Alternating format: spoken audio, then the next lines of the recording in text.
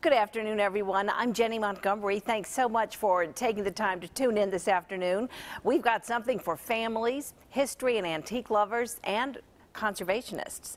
Liz Daniels is here to talk about the challenges and rewards of raising blended families. Her book is called Kicking the Step Out of Mom. Mark Albertin has a new documentary about beautiful Cumberland Island and how the threat of development could irreparably change the landscape, not to mention the ecosystems of one of Georgia's barrier islands. But first, Martha Stewart is in the studio with a peek at a huge fundraiser for historic Augusta. How many times will I get to introduce Martha Stewart as my guest? The mission of Historic Augusta is to preserve historically or architecturally significant sites in Augusta and Richmond County. The group serves as the watchdog for preservation interests. Whenever a historic building is threatened by demolition, they try and prevent it from happening. Here are a couple of properties on the endangered properties list right now. This is the Penny Savings Bank on James Brown Boulevard, dates back to 1910. The Bonaire Hotel on Walton Way opened in 1924. Its popularity increasing with the beginning of the Masters Golf Tournament back in 1934.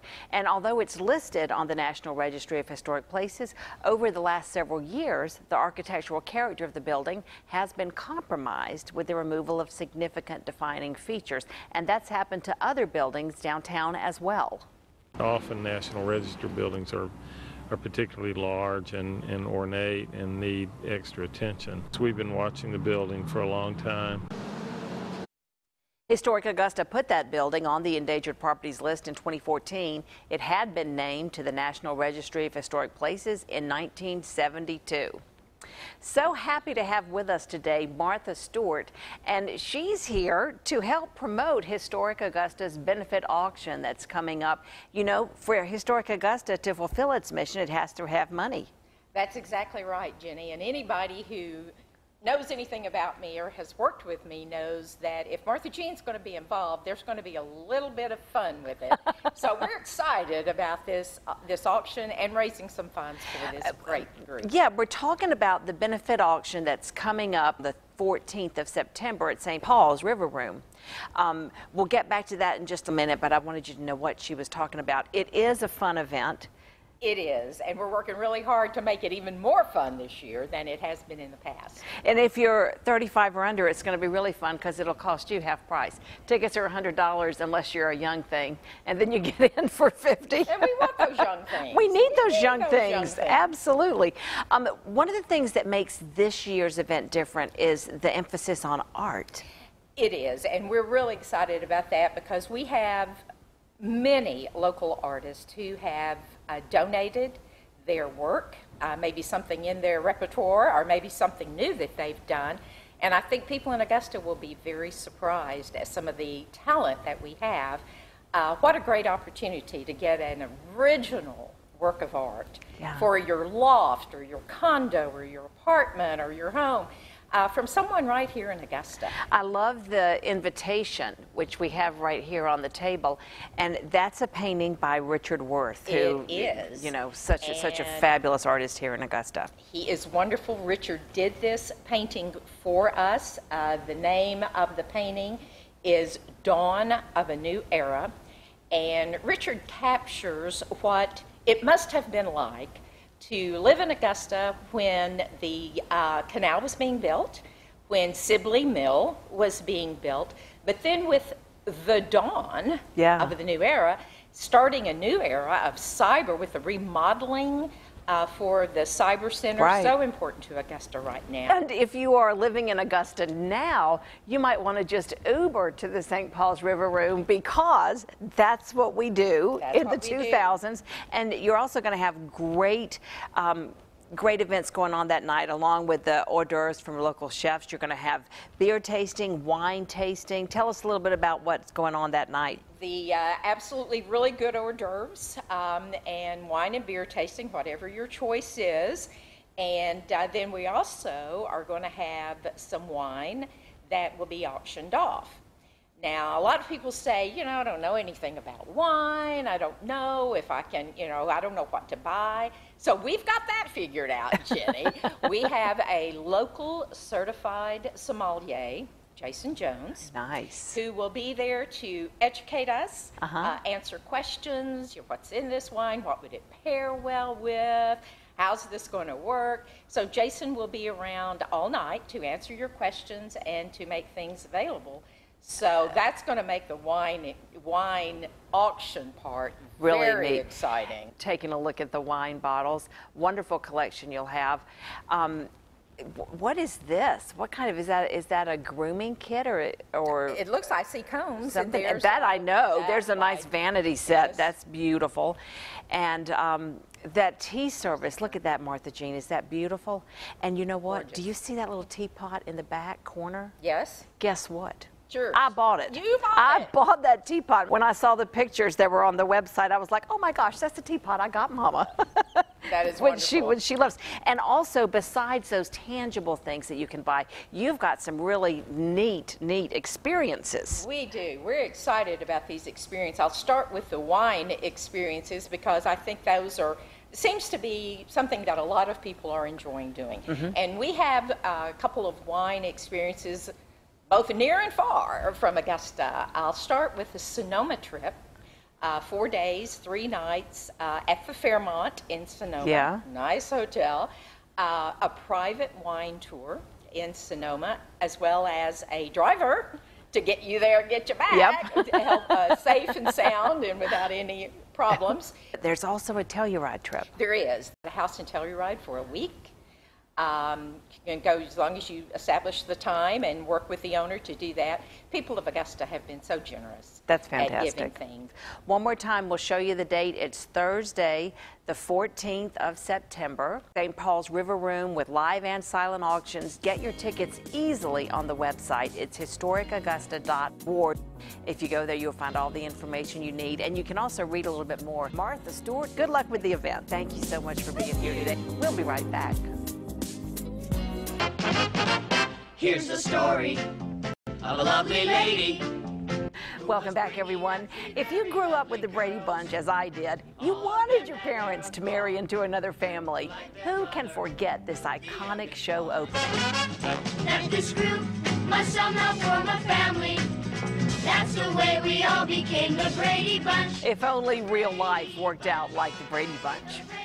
The reality of blended families can be very challenging, and this lady, Liz Daniels, knows firsthand, and she's written a book to help blended families learn how to mesh called Kicking the Step Out of Mom. She uses great examples and tools to teach parents how to make a difference in the lives of the children entrusted into their care.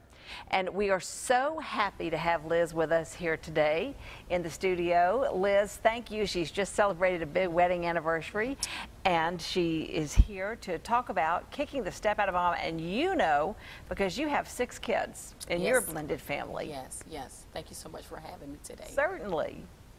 One of the things that I really liked that you talk about in your book is that you don't all you need to parent is love. Parenting doesn't require DNA. That's it requires That's right. love. That's true.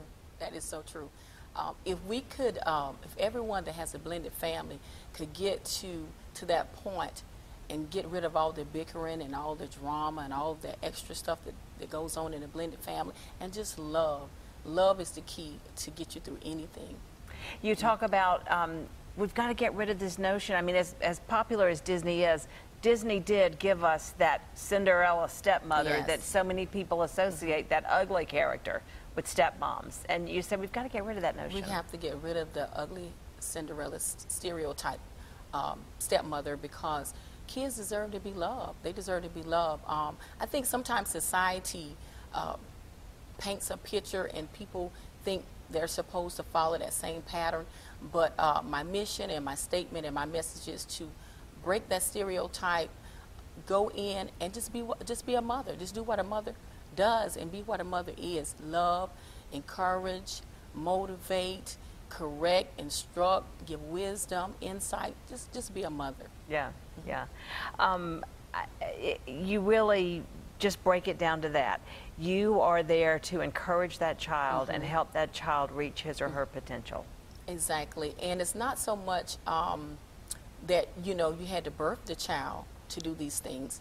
I mean, we grew up years ago in society where it says, and it still is, it takes a village to raise your child, and still is. I mean, it takes as much as we can to pour into that child. And as a mother, you have been given a very important role by God to just feed into this child, to love into this child, to encourage this child, shape and mold this child into what they're supposed to be in their destiny and their purpose. Yeah. And I feel the same way. It's a gift that we've been given. It is. You know, it that is. we've been entrusted to raise these children, to raise them up. That's true. And they're not ours. They're just in our care for a while. Exactly. For a little while. We a mother plays a very important role. A mother can poison a child, or they can play a very important role into helping the child become who they are, develop their gifts, their talents, their skills, their abilities, and just shape them. And sometimes, I think often what happens in blended families is that people are not healed and they're not whole. And what happens, they end up passing that on to the children, you know, with the divorce or whatever happened before, and they express it or talk about it in front of kids and get in the kids' spirit, you know, and kind of taint the kids, and then it brings a wedge or separation or division with the other parent, and it creates a lot of drama. And I would encourage all the mothers that, you know, find a girlfriend, your mother, a counselor, a pastor, someone that you can talk with and get counsel and get healed, so you won't pass all that on to the children. Yeah, one of the things that you're saying is that you can create stumbling blocks for that child's development. Liz talks in her book a lot about, you use the term building blocks. Yes, exactly. And it's building blocks for mistakes. Yes. And take a look at this video. I want to show you one of the things. It's building block number 1. Your role is to show unconditional love.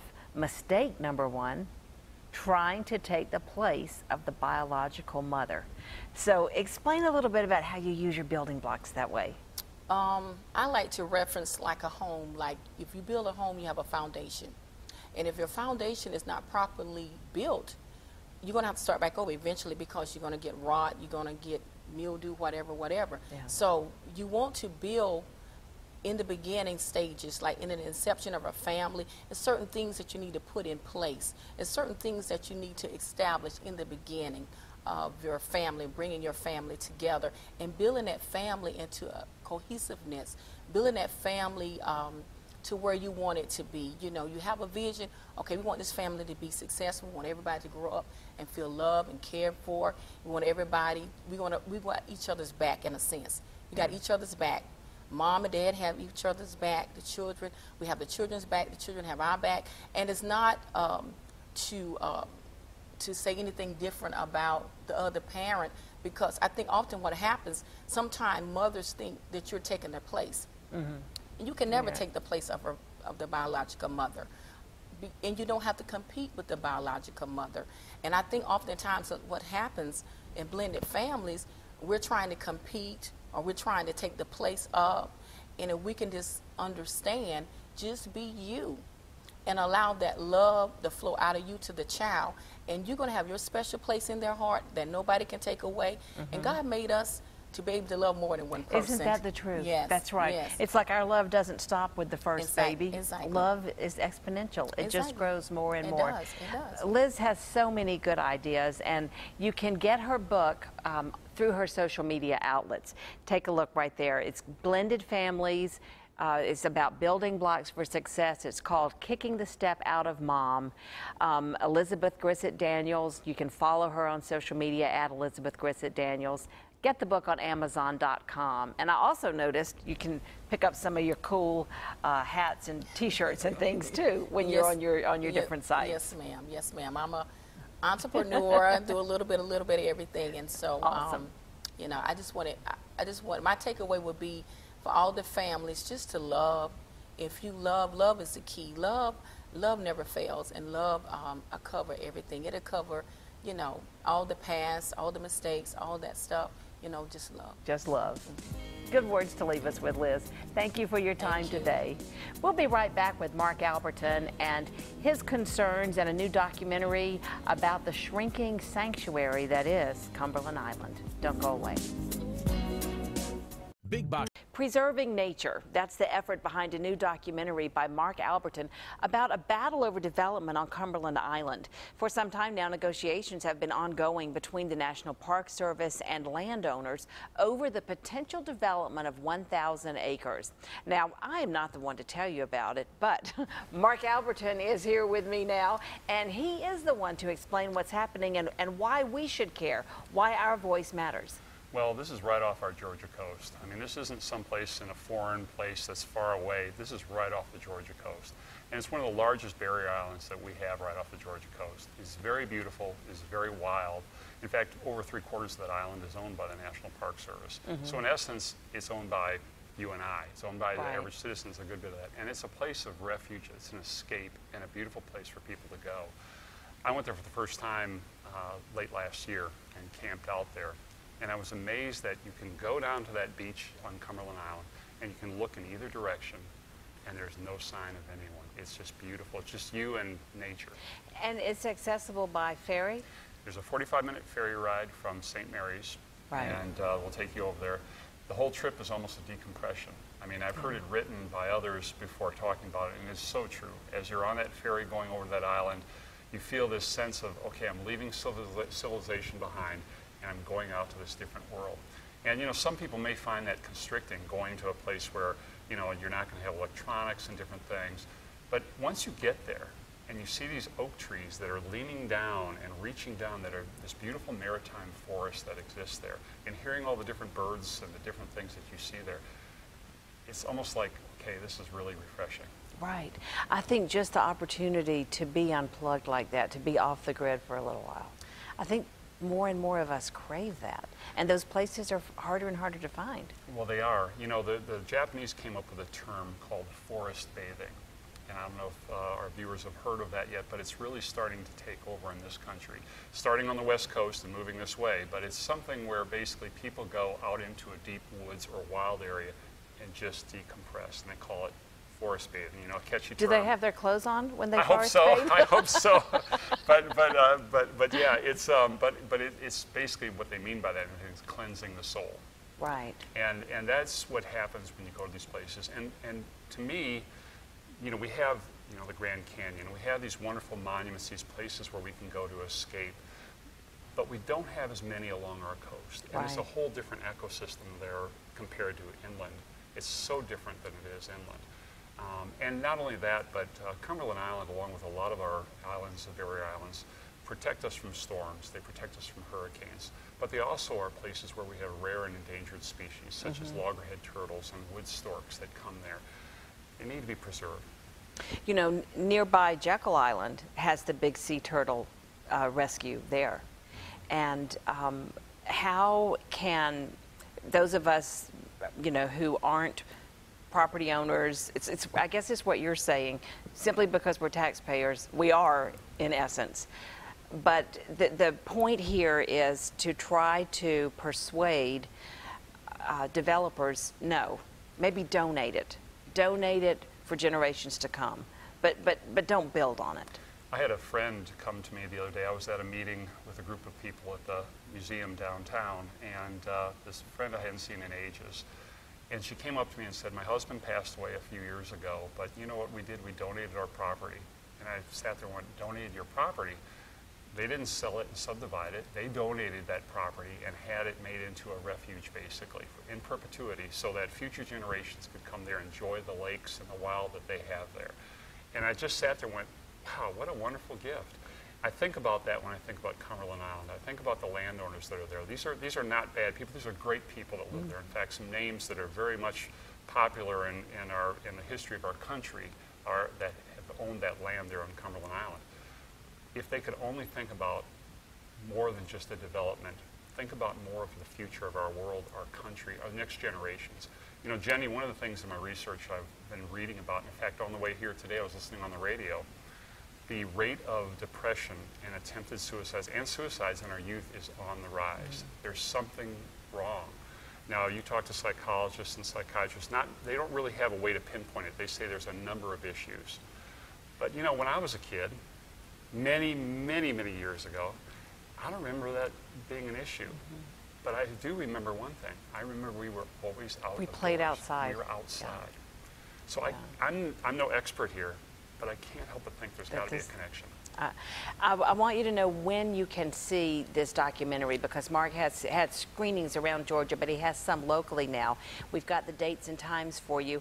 Coming up on Wednesday, September 13th at 6 p.m., you can catch it over at Covenant Presbyterian Church on Walton Way. Following the presentation, Mark has a question and answer session, and he'll be, glad to do that. Then on Sunday, the 1st of October, 3 p.m. at the Jabez Hardin Performing Arts Center in the Columbia County Library. And on October 17th, that's a Tuesday, 6:30 p.m., the Augusta Sierra Club's meeting at the Unitarian Church. And once again, the same presentation and question and answers. Mark freely admits it's a one-sided documentary. It's a persuasive documentary. So you can figure out how you can be a part of that too and save that precious wildlife down there and that wonderful escaping sanctuary where we can go bathe in the forest. All right, Mark Albertin, thank you so much for being here. We'll be right back.